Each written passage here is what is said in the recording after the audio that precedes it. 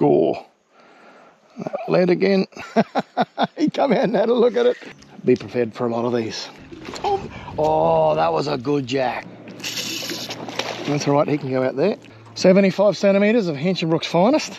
All right, so the neap tides at Hinchy, what generally happens is the fish are less inclined to want to come up and hit surface.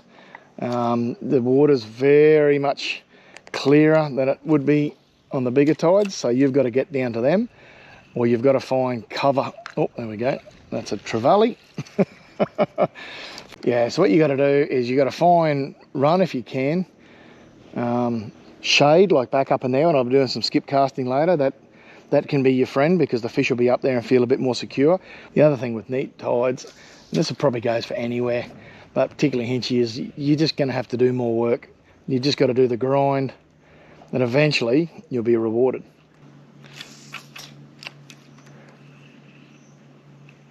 Oh, there we go. What was that? Ah, kindly. And that's the other thing. Be prepared if the fish are a little hungry. Be prepared for a lot of these. They do respond well to a little jelly bean sunk down in the timber. All right, we'll get a tag in this guy and get him back in the water. Oh, there we go. First fish of the day, a little gold spot cod. So I'll let this guy go. He's got his bit of pink bling. And what I might do is just rewind a little bit and go back to my setup of the hard body before I started working this bank. Okay, so I've got a billy goat on here. I skip casting and I change over to a hard body. That's an opportune time just maybe to show you how I add weight. So adding weight to a hard body lure, I've done it once or twice before in some older videos, but it's been a while, so what I might do is just go over it again. Opportune time as well, because it looks like I lost a little bit of weight from this one here previously. You know, a couple of tussles with barramundi. The reason I weight these little lucifers is just to get them to hang a bit longer. They're a medium float, medium fast float, depending. So yeah, look, we'll put a bit of weight on here to get it to hang in front of those snags a bit longer, and really annoy the fish and get them to react, especially in these neap tides. So let's get into it. So apart from the lure, there's three other main things that you'll need. You'll need a heat source. This is just a jet lighter that I got. Comes in really handy in fixing soft plastics, as well as some for this little exercise we're about to do. Some lead weight. So this is what it looks like originally. I've obviously added a little bit of lead, taken some weight off of this to put on some other lures. Look, I just got these off of eBay. There's no harm in getting any leather sticky weights from your local tackle shop, but I really like these. eBay, very cheap, quite handy. Just the way they're set up, you can cut them to any size you want. That's the original shape that they come in, and what they're used for is they're sold under golf head weights, so obviously to balance out some of the golf sticks, but I use them for this purpose. And a glue stick. So this glue stick comes in for your glue guns, you know, about yay long, but I just trim it down to find it easier to put them in the container that way.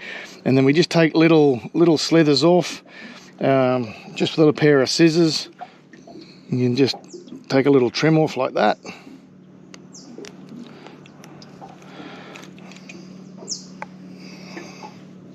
So what I do is I put it on the chin here, just a little piece on the chin, and then I'll put more than I actually need, and then I'll just refine it once it's on there. Better to put more than less, and just adjust it, otherwise you just got to keep gluing new pieces on.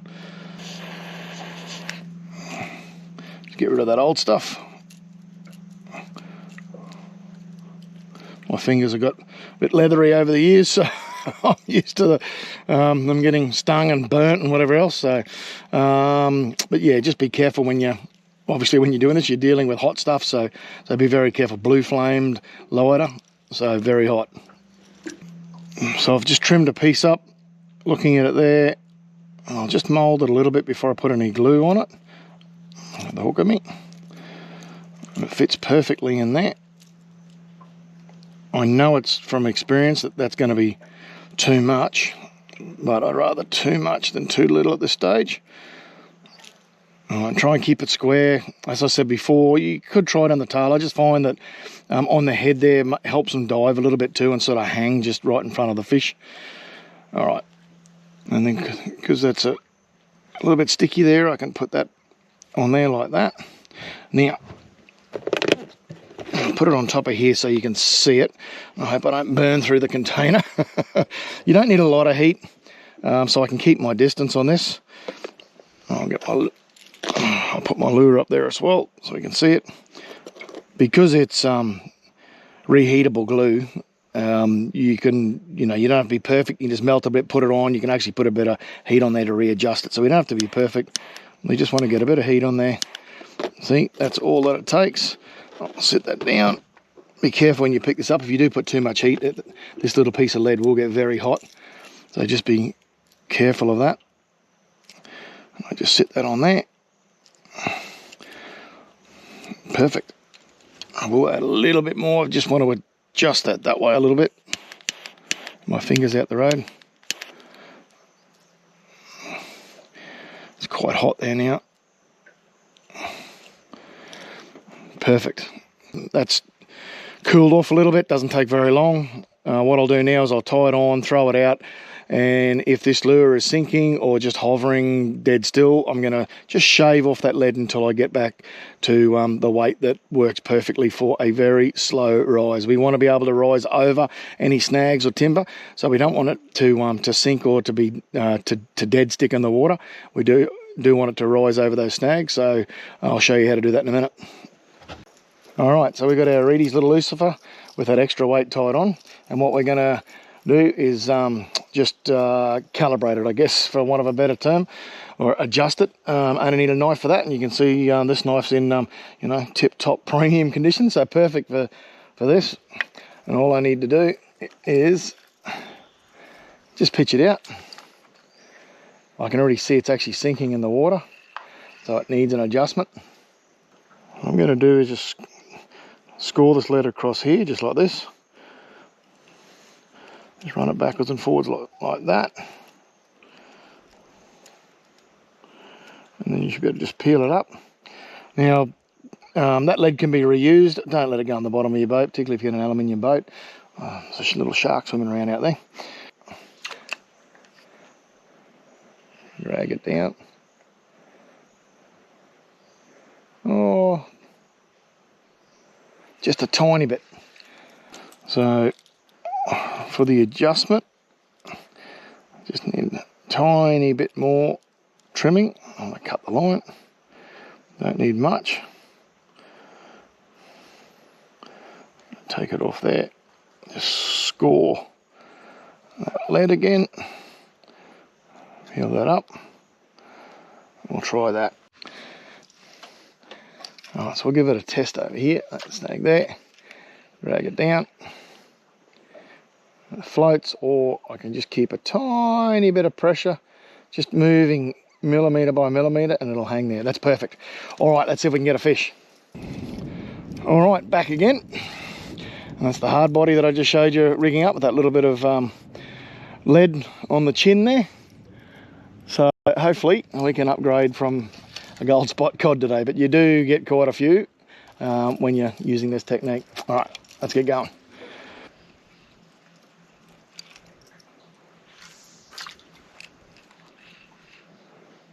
Oh. Oh. He come out and had a look at it. He's not very big, but he's a jack. I'll get him up for a closer look. There we go. He's not very big, and come out and he had a couple of looks and wasn't quite sure, a couple of twitches, and he decided to grab it. All right, let's get a tag in him and get him back in the water. There we go, little hinchy jack with a pink bling, back in the water. Look, in some ways that fish typifies fishing neap tides, particularly the snags here in Hinchy. Took 3 goes, come out and had a look before I committed.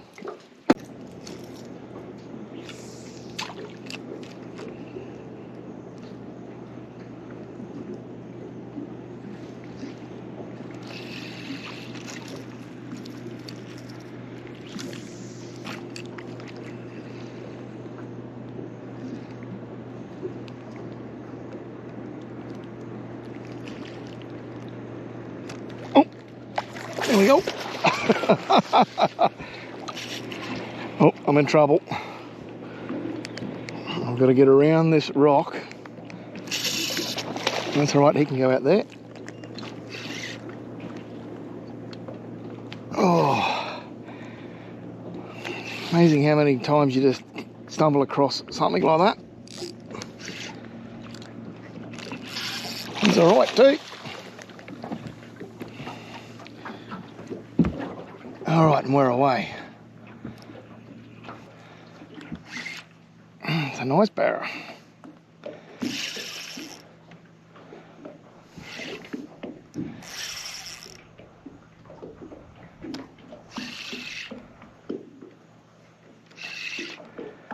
Really nice barra.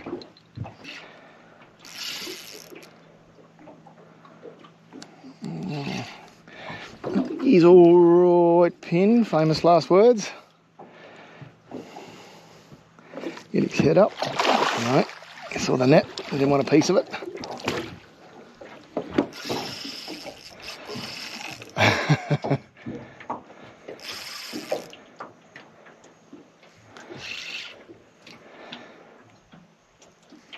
Come on, come on, come on.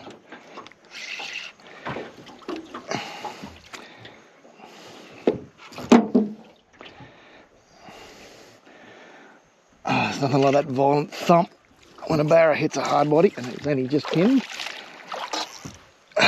Whether to loosen it or not. Come on. And around. Thank you. Beautiful. Yes. Oh, really solid barra. Put her on the lie detector. See how we go. Oh, there we go. Oh, 75 centimetres of Hinchinbrook's finest. And you just never know what turns up on these Neap tides. If you hit the right areas, use the right gear, and work it over in a little bit more of a finesse way. That's usually how they prefer it. Then this can be the result. All right, we'll let her go. Catching barramundi on Neap tides in Hinchinbrook with that as your backdrop. Beautiful. You can see there why that front hook popped and just bent out, obviously in that hinge of the jaw. The barra working away there. That's quite blunt. I'll see if I can straighten it and sharpen it, otherwise I'm going to replace it. All right, got the belly gate on now. I persevered with a little looser for a little while longer after that barra, but you can see the water's dropped out of the mangroves. It's only a really Neap tide, so it's not going to fall any further. This is a system where it can come a fair way out, but this is as low as it's going to drop. So I'm going to put the belly gate on and give it a spin. I can skip into areas I can't get to, and then I can just work it across very shallow water without too much disturbance. So I think it's the right thing to do now. We'll get into it and see if we can get a fish.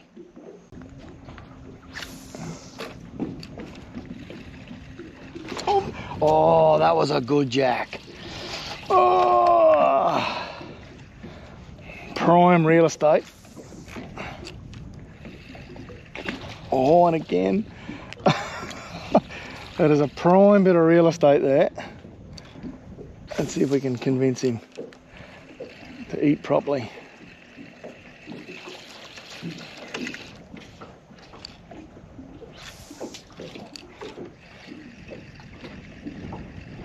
He might have taken off. No one said it wasn't frustrating fishing these Neap tides.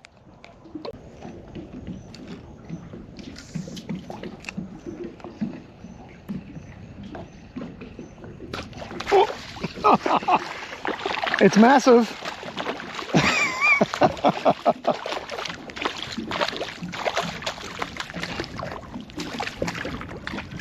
He scared me, but I'm sort of sitting there half asleep looking for the next spot. Come on, come on, we'll have a look at you. Again, he's not a massive fish, but he was pretty keen the billy goat in the right spot, and bang. All right, we'll get a tag in him and see if we can maybe pick up one more. That sun's dropping really quick.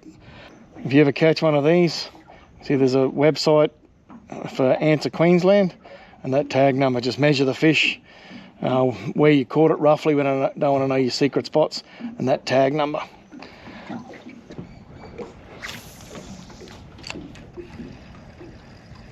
Oh, here we go. Little rat. Oh, I only spat it. That's okay. Yeah, that's all right. He was only a little rat.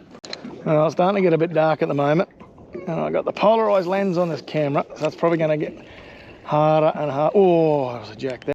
I'm going to hit spot lock. Yeah, so I was saying, starting to get a bit dark. The sun's gone down, dropped very quick as we're moving to these cooler months. A difficult day, but as you can see, with a bit of perseverance, you know, a couple of jacks, probably half a dozen shyaways, a couple of cod, nice 75 barra. You know, I mean, on these tides here, what more do you want?